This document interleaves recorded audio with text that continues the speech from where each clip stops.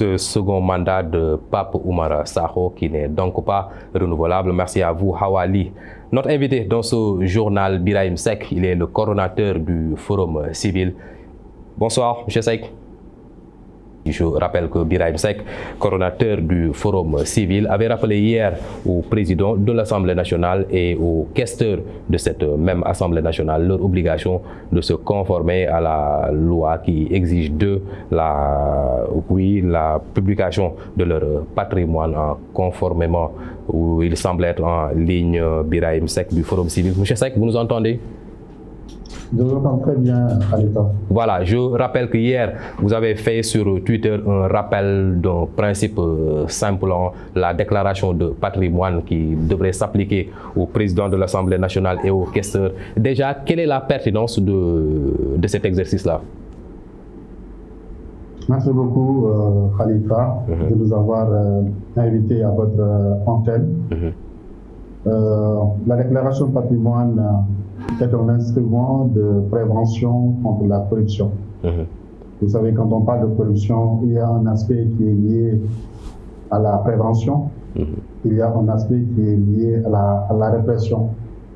Et fondamentalement, quand on parle de prévention contre la corruption, il y a pas mal d'outils. L'accès à l'information est un outil de prévention contre la corruption. Fixer les règles déontologiques et les règles de lutte contre les conflits d'intérêts est un outil de prévention contre la corruption, y compris également la déclaration de patrimoine. Quand on parle de déclaration de patrimoine, c'est un moyen pour connaître les biens qui sont à la portée de certains décideurs publics, parfois même privés. C'est la raison pour laquelle en 2014, le Sénégal a adopté une loi sur la déclaration de patrimoine avec un décret d'application. Et dans cette loi, il y a un certain nombre de personnes qui sont énumérées en tant qu'assujettis.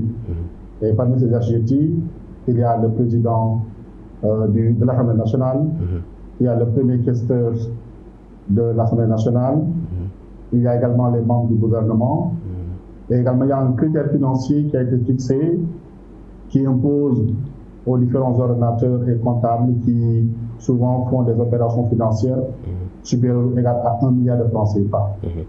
Mais nous, c'est la raison pour laquelle, comme nous allons vers une nouvelle législature, la 14e législature, le Forum civil a joué nécessaire de rappeler aux assujettis de l'Assemblée nationale, à savoir le président de l'Assemblée nationale, mais également le premier questeur, qu'ils doivent impérativement faire leur déclaration de patrimoine. Effectivement. Alors, vous avez cité ces deux fortes personnalités de l'Assemblée nationale, le président ainsi que le questeur. Pourtant, malgré le vote de cette loi-là, d'autres autorités qui sont aussi impliquées, notamment les préfets et autres, ne s'acquittent pas de cette loi-là. Qu'est-ce qu'il faut faire maintenant pour amener toutes ces personnes régies par la loi de s'acquitter de la déclaration de patrimoine? Je pense que la réponse réside toujours dans la loi. Il appartient à l'organe chargé de recevoir la déclaration, les déclarations, c'est-à-dire au Sénégal, l'Office national de lutte contre la fraude et la corruption, effectivement, l'OFNAC, de demander aux assujettis de faire la déclaration de patrimoine à l'entrée, mais également à la sortie de leurs fonctions. Mais l'histoire récente a montré qu'au Sénégal, beaucoup d'assujettis ont refusé de faire la déclaration de patrimoine et il a fallu que le président de la République, à plusieurs reprises d'ailleurs, montre un créneau pour demander à ces assujettis de faire la déclaration de patrimoine. Et là, nous pensons qu'il y a une réforme à faire à ce niveau parce qu'il y a une faiblesse par rapport à la sanction. Si l'OFNAC avait les moyens de sanctionner aux récalcitrants, je pense que le président de la République n'aurait pas besoin d'intervenir. C'est pourquoi d'ailleurs au niveau du Forum civil, section sénégalaise de Transparency International, nous avons proposé qu'il y ait une réforme de la loi sur la déclaration de patrimoine pour élargir l'assiette de la déclaration de patrimoine et supprimer surtout les critères financiers et y inclure d'autres personnalités qui, même s'ils ne manient pas l'argent du contribuable, ils ont une certaine influence sur la tenue des deniers publics ou bien sur la tenue des libertés publiques. Je vais parler, pour ce dernier exemple-là, du procureur de la République, par exemple. Effectivement. Le procureur de la République, par essence, ne gère pas les deniers. Très influent. Il gère les libertés. Oui, allez-y. Voilà, le procureur ne gère pas les deniers, mais il gère des libertés. Et il est potentiellement une personne politiquement exposée à la corruption. D'autant plus qu'il gère des libertés. C'est pourquoi nous avons proposé que le procureur de la République fasse partie des assujettis à la déclaration de patrimoine. Nous avons également proposé que un certain nombre de magistrats fassent partie également dans cette catégorie d'assujettis à la déclaration de patrimoine. Et aujourd'hui, du moment où on parle de décentralisation du budget consolidé d'investissement, il y a un certain nombre d'autorités déconcentrées qui seront habilitées à gérer des deniers publics. Effectivement, surtout au niveau départemental. Absolument, surtout au niveau territorial, vous l'avez dit, au niveau départemental, avec les préfets également qui gèrent pas mal de finances pour le paiement, pour certaines dépenses liées à l'enseignement, à l'éducation nationale. Les percepteurs du ministère de l'économie et des finances, effectivement, aussi. Absolument, absolument. C'est pourquoi je parlais tout à l'heure de personnalités, même s'ils ne gèrent pas de deniers publics, ils ont une certaine influence dans la gestion des deniers. Ça peut être les signataires des contrats miniers, les signataires des contrats pétroliers, ça peut être également les signataires des conventions de financement. Et je rappelle qu'au Sénégal, on est dans une situation où les conventions de financement sont signées en toute opacité.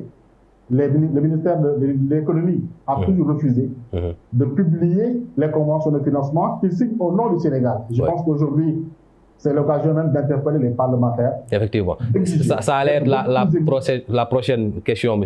Seck. Au-delà de ce rappel important vis-à-vis des députés du bureau de l'Assemblée nationale, le président ainsi que le questeur, nous avons vu aussi demander à ces futurs députés-là d'initier des enquêtes parlementaires, notamment sur les dossiers comment Dubai Port World a intégré le port de Dakar, la session de King Fahd. Est-ce que vous pensez que cette ressource humaine-là que nous aurons à l'Assemblée nationale, je rappelle que la principale coalition de l'opposition est allée à ces élections-là avec des députés de suppléants qui n'étaient pas bien préparés à exercer leur mandat ou bien leur exigence de député. Est-ce que cette ressource humaine-là peut mener ces enquêtes-là dont vous parlez? Vous savez, quand on est titulaire ou bien même qu'on est suppléant, pour moi, c'est du pareil au même. Parce que quand on est suppléant, on est également apte à jouer au football quand on est un remplaçant. On est apte à jouer au football, on est apte à jouer au poste qui vous a été désigné par l'entraîneur. Donc quand on est suppléant également, on doit pouvoir assumer sa responsabilité à jouer pleinement son rôle au niveau de l'hémicycle. Pour moi, la question fondamentale, d'abord, c'est d'inviter les parlementaires à clarifier la gestion de certains deniers, de certains dossiers qui concernent relativement à la gestion des finances publiques. Ce qui nous intéresse ici, c'est les finances publiques. Ce ne sont pas les régimes, que ce soit les régimes socialistes, que ce soit les régimes libéraux, que ce soit les régimes actuels. Ce n'est pas ça qui est important. Ce qui est important, c'est que nous sommes dans un pays où les populations ont le droit de savoir, ils ont le droit d'être informés. Il y a une obligation pour les gouvernements législatifs ou bien les gouvernements exécutifs de rendre compte, donc de s'acquitter à leur obligation de reddition des comptes, l'obligation de rendre compte.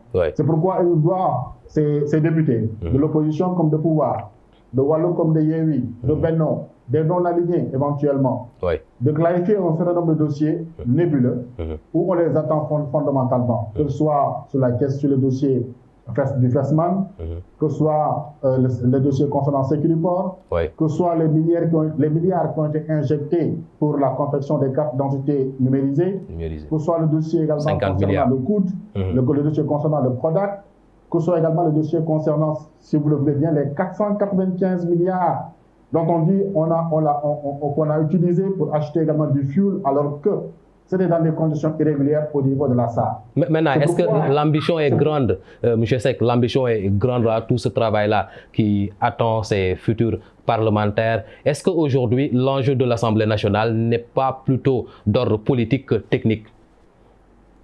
Raison pour laquelle l'opposition a appelé à une rupture.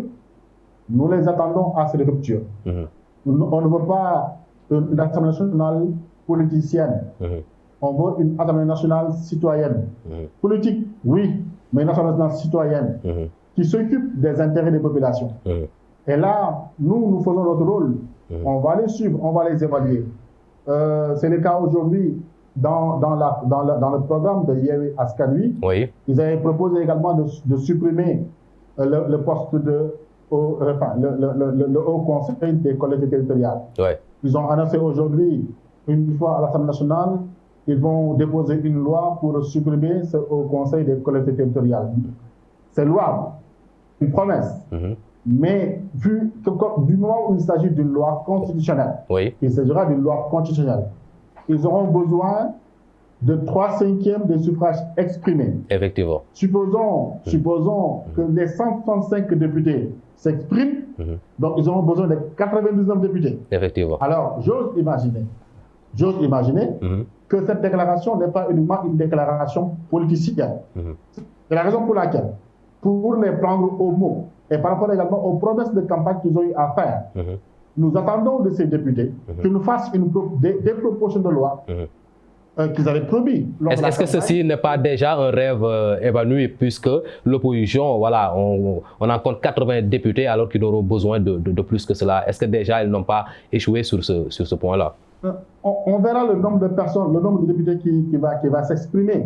Parce qu'on dit suffrage valablement exprimé. Effectivement. Ce sera peut-être 80 députés, ce sera peut-être 10 députés, ce sera également 20 députés ou bien 50 députés. L'essentiel est que si 50 députés s'expriment, c'est 50 fois 3 divisé par 5. Effectivement. Si c'est 165 députés qui s'expriment, c'est 165 fois 3 divisé par 5. Si c'est 10 députés qui s'expriment, c'est 10 députés fois 3 divisé par 5. Donc, pour cela, encore une fois, on va attendre de voir le nombre de députés également qui va s'exprimer.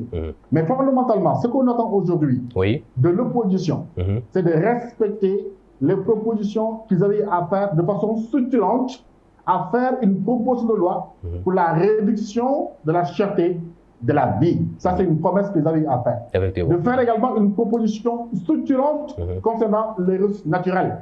Et bien entendu, ils avaient également prévu aux Sénégalais d'introduire au niveau de l'Assemblée nationale une loi pour alourdir les sanctions contre l'homosexualité. Donc, on attend fondamentalement ces parlementaires vers des propositions structurantes et non des propositions spectacle, des propositions polémiques, populistes ou autres. Comme il semble l'être cette proposition concernant la suppression du Haut Conseil des collectivités. C'était une promesse de campagne de Yewwi Askan Wi. Alors, en tout cas, l'avenir nous le dira à la suite de la proclamation des résultats définitifs. On ira certainement à l'installation de ces députés de la 14e législature. En tout cas, merci beaucoup, Birahim Seck, d'avoir été avec nous. C'est un plaisir, Khalifa, c'est un plaisir. Merci beaucoup et merci également à votre émission. Voilà, merci. Et je rappelle que vous êtes coordonnateur du Forum Civil.